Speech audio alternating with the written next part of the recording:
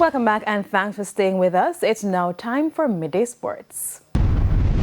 Another poor batting display ended in the West Indies crushing 323-run defeat to New Zealand in the third and final test at Mount Maunganui, handing the hosts a 2-0 series win. Chasing a mountainous target on the final day, the Caribbean side collapsed from a promising 87 without loss to just 138 all out. Jacob Duffy with 5 for 42 and Ajaz Patel 3 for 23 were the chief wicket takers for the Kiwis, triggering a 5-wicket collapse before lunch and sharing 8 wickets between them. Only Jamaican opening batsman Brandon King with 67 put up a fight for the Windies. 8 batters fell for single-digit scores. West Indies Test captain Roston Chase assessed the performance. Disappointed with the result, but we always knew it was going to be tough, and we didn't expect it to deteriorate so much, the pitch.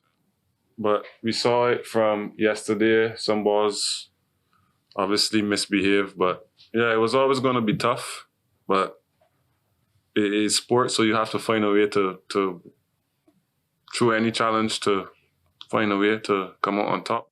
The result lifts New Zealand to second on the World Test Championship table, while West Indies are left searching for answers after another costly batting failure. Final scores: New Zealand 575 for 8 declared and 306 for 2 declared, West Indies 420 and 138.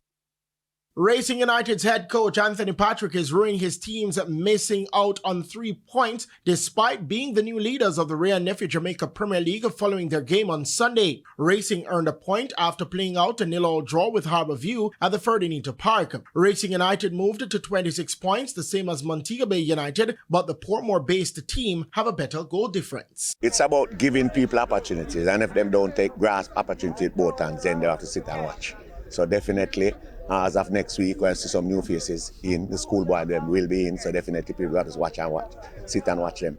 Meanwhile, Treasure Beach FC played their first game in the Premier League since its resumption earlier this month with a 2-0 victory over the high-flying Portmore United at Stetson Sunday. Johnny Flemings put them in front in the 62nd minute, with Kevon McGregor adding the other goal in second half stoppage time. Treasure Beach are 11th on 12 points, while Portmore United remain 3rd on 24. In other games on the day, Montego Bay United's woes continue with a 1-0 loss to Waterhouse. Defending champions Cavalier enjoyed a 3-0 win against the Chapelton Maroons. Dumbo Holding clipped Tivoli Gardens 1-0, while Mount Pleasant had a 5-0 victory over Spanish Town Police, with Malines United defeating Arnett Gardens 3-1.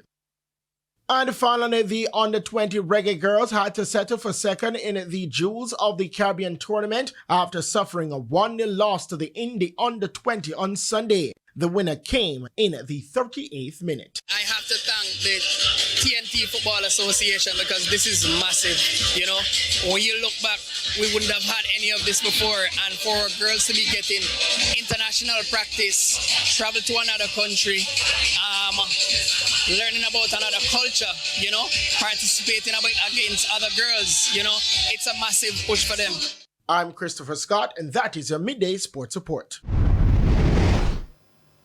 And that concludes the Midday News Package. I'm Kalisha Williams. Join us at 7 for Primetime News. On behalf of the news, sports, and production teams, have a good afternoon.